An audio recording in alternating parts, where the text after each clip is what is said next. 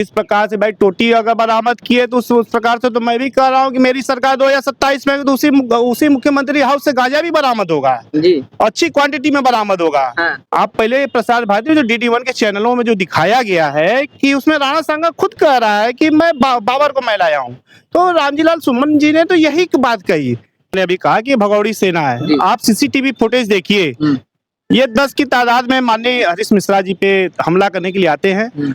अगर वाकई में अगर ये भगवान के भक्त हैं तो ये भागते क्यों हैं? हम लोग यही हैं, एक दिन समय बता दें और जगह अपने से फिक्स कर दें, हम लोग पहुंच जाएंगे और देखेंगे किसके खून में कितना है दम। भाजपा के कुछ गुंडे हैं जो इस करनी सेना के नाम पे बवाल मचाए हुए हैं। तो दोस्तों इस वक्त मेरे साथ राहुल सिंह यादव जी हैं जो कि जिला अध्यक्ष यूथ हैं बनारसी के। इनसे बात करते हैं अब क्या कुछ मिश्रा जी से मिलने के लिए आए अस्पताल में, और देख सकते हैं कि यह सरकारी अस्पताल है। सबसे पहले सर आपका बहुत बहुत स्वागत है, और जो भी हादसा कल हुआ उसके बारे में क्या कहना चाहेंगे? पत्रकार बंधु, मैं तो कहना चाहूँगा कि हरीश मिश्रा जी हैं बहुत ही अच्छे और पढ़े लिखे इंसान हैं। आप CCTV फुटेज उठाइए और कल का पूरा कांड देखिए, और जो पुलिस अपने आँख पे काला चश्मा लगाई है वो पुलिस काला चश्मा हटा के उस CCTV फुटेज को देखिए कि क्या घटना हुई है। 10 की तादाद में गुंडे आते हैं, हरीश मिश्रा जी अपने घर से बाहर निकल के आ रहे हैं, 10 की तादाद में आते हैं, चाकू निकाल के उन पर हमला करते हैं। वो तो हरीश मिश्रा जी का व्यवहार है अगल बगल पास पड़ोस के लोगों में कि इनके ऊपर हमला होते हुए देख सारे लोग उग्र हो गए और उन लोगों को दौड़ा के पीटा, पकड़ लिया। अब आगे पुलिस क्या करती है कि दोनों पक्षी मुकदमा करती है। 307 का धारा की मुकदमा हरीश मिश्रा जी के ऊपर, वो जो अपने को करनी सेना के मेंबर बता रहे थे उनके ऊपर भी करती है। ये कहाँ से न्याय है कि एक पक्ष चाकू और कट्टे बंदूक असलहा लेके आते हैं और एक सज्जन को मारते हैं, और वो सज्जन मराता है और जनता उनके लिए उठ के खड़ी होकर उसको मारती है। जनता तो बचाने का काम कर रही है। ये कौन से कानून में लिखा हुआ है कि यार मारने वाला भी दोषी, मराने वाला भी दोषी? ये पुलिस हमको जरा सा बता दे। मैंने उनका वीडियो भी देखा था मिश्रा जी का, वो काफ़ी चैलेंज भी दे रहे थे कि जहाँ मिलना है मिल सकते हो। तो जब चैलेंज देते उसके बाद लोग आके मिलते हैं और इस तरह से हादसा होता है, तो उसको किस तरह से देख रहे हैं? खुद वो चैलेंज दिए थे, अपने पैर पे कुल्हाड़ी मारे थे।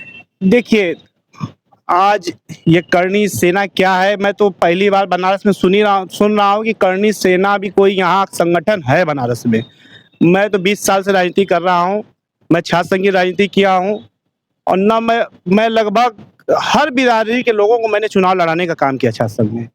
मैंने कभी सेना का नाम बनारस में तो सुना ही नहीं था। ये तो भाजपा के कुछ गुंडे हैं जो इस करनी सेना के नाम पे बवाल मचाए हुए हैं। हमारे सांसद रामजीलाल सुमन के ऊपर ईंट फेंकते हैं, राष्ट्रीय अध्यक्ष जी को अखिलेश यादव जी को गोली मारने के लिए कहते हैं। तो हम कह रहे हैं कि ये ऐसा कह रहे थे, एक दिन ये हमको डेट और समय बतावें कि आप भी आ जाइए और हम भी आ जाएं। एक दिन समय बता दें कि ये कौन सा करनी सेना है, कौन सेना है, पता नहीं क्या जाने, करोड़ सेना है, कौन सेना है। एक दिन हमको डेट समय लिख के बता दें। इनके जो भी अध्यक्ष हैं, चाहे जो भी इनके राजस्थान में अध्यक्ष बैठे हुए हैं, चाहे विदेश में बैठे हुए हैं, चाहे जहाँ बैठे हैं, हम लोग तो भाई बनारस के निवासी हैं, हम लोग यही हैं। एक दिन समय बता दें और जगह अपने से फिक्स कर दें, हम लोग पहुंच जाएंगे और देखेंगे किसके खून में कितना है दम। आप ही का एक बयान आता है, अब मैं मीडिया से देखा था कि यह सेना जो भगौड़ी सेना है। अब अगर इस तरह से बयान आप करते हैं, उसके बाद फिर वह सेना आके या फिर जो भी आदमी हो, करनी सेना हो कोई भी हो, इस तरह से हमला करता है, तो फिर उसको आप खुद प्रोत्साहन दे रहे हैं। मैंने अभी कहा कि भगौड़ी सेना है। आप CCTV फुटेज देखिए, ये 10 की तादाद में माननीय हरीश मिश्रा जी पे हमला करने के लिए आते हैं। अगर वाकई में अगर ये भगवान के भक्त हैं तो ये भागते क्यों हैं? भगवान के भक्त तो हम भी हैं। तो भगवान के भक्त हो गया, भाग क्यों रहे? आप अगर सच्चे हैं तो खड़े रहिए, समाज के सामने लड़ाई करिए, भाग क्यों रहे? जब जनता वहां इनके लिए खड़ी होती है, इनके खिलाफ खड़ी होती है, तो ये भाग खड़े होते हैं। तो अब जानिए कि ये क्या है। ये अपने को खुद आतंकवादी और मान रहे हैं, अपने को ये सब गुंडा मान रहे हैं, जान रहे हैं कि मैं गलत हूँ, इसलिए भाग खड़ा हुआ। और हाल ही फिलहाल में जैसे अखिलेश यादव पे भी लोग उंगली उठाते हैं, उनको टोटी चोर करके संबोधन कर रहे हैं, उसके बाद फिर हमला होता है। किस ओर जा रहा है यह समाज, और उसके साथ साथ यहाँ के जो प्रशासन है उसको किस तरह से देख रहे हैं? क्या प्रशासन दोहरा चरित्र अपना रहा है? देखिए, राष्ट्रीय अध्यक्ष जी को ये अपशब्द बोलने वाले, तो मैं भी कहता हूँ कि ये गांजा चोर हैं। जिस प्रकार से भाई टोटी अगर बरामद किए तो उस प्रकार से तो मैं भी कह रहा हूँ कि मेरी सरकार 2027 में तो उसी मुख्यमंत्री हाउस से गांजा भी बरामद होगा, जी। अच्छी क्वांटिटी में बरामद होगा। हाँ। तो उस दिन का भी इंतजार करके लोग रखे हैं। अच्छा, ये खुला चैलेंज आप दे रहे हैं। एकदम दे रहे हैं हाँ। कि वही अफसर, हमारे राष्ट्रीय अध्यक्ष जी कहे कि वही अफसर वही गांजा भी बरामद करेंगे, बोरिया के कुंटल के हिसाब से बरामद होंगे। उस दिन का भी इंतजार करके वो लोग रखे। चलिए, ज़्यादा समय आपका नहीं लूँगा, एक लास्ट क्वेश्चन करता हूँ। जो विवाद करड़ी सेना पे रांगा सांगा पे उठा है, इन्हीं सब चीज़ों से उठा है और आप ही के नेता जो सांसद है वो कुछ ऐसा टिप्पणी करते हैं जिसके बाद ये आगरा में जाके ये सब बवाल होता है। क्या आप सहमत हैं, आपके जो आपके नेता थे ऐसा विवाद बवाल वो करते हैं, बयान देते हैं? माननीय राज्यसभा सांसद रामजीलाल सुमन ने कहा जी। तो उन्होंने अपने मन गढ़ंत बातें नहीं कही, ये कितनी किताबों में लिखी गई है। और किताब तो छोड़िए, ये प्रसार भारती द्वारा DD1 पे ये प्रसारित किया गया कार्यक्रम है। मैंने अपने फेसबुक से अपलोड भी किया था, उसमें साफ राणा सांगा कर रहे हैं कि इब्राहिम लोदी को हराने के लिए बाबर को लाना जरूरी है, बाबर डाकू उसको लाना जरूरी है। तो आपके प्रधानमंत्री नरेंद्र मोदी हैं, बीजेपी के प्रधानमंत्री हैं, शायद उनके आराध्य हैं करणी सेना के लोगों के, तो आप इन बातों को उनसे कह के बदलवाइए ना भाई। ये प्रसार भारती तो भाई केंद्र सरकार के हाथ में है, तो आप उसको तो पहले बदलवाइए। इतिहास क्या बदलवा रहे हैं आप? पहले प्रसार भारती जो DD1 के चैनलों में जो दिखाया गया है कि उसमें राणा सांगा खुद कह रहा है कि मैं बाबर को मैं लाया हूँ, तो रामजीलाल सुमन जी ने तो यही बात कही कि राणा सांगा ने ही बाबर को लाया। उसमें गलत क्या कही? इसमें बुरा मानने की क्या बात है?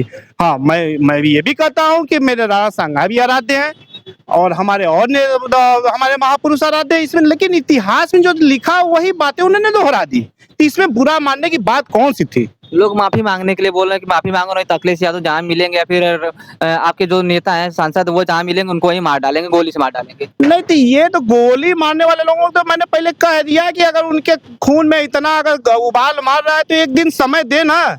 उनके कितने तलवार निकल रहे हैं, देखा जाए कितने तलवार निकल रहे हैं। अभी कल आगरा में हमने मीडिया का मार्फत देखा कि तलवार निकल रही हैं। अगर सरकार में अगर विरोधी दल अगर इस तरह का अगर असलहा निकाल ले, तलवार ये सब निकाल ले, भाला बल्लम, तो शायद योगी जी का बुलडोजर कितने लोगों के घरों पर चल जाएगा। लेकिन योगी जी तो आग पे पट्टा बांधे हुए हैं क्योंकि उनके बिरादरी के लोग ये कर रहे हैं। तो ये तो एक बिरादरी की राजनीति कर रही है भाजपा। तो आप 4% के लिए आप 96% लोगों को आप बलि का बकरा बना दिए हैं।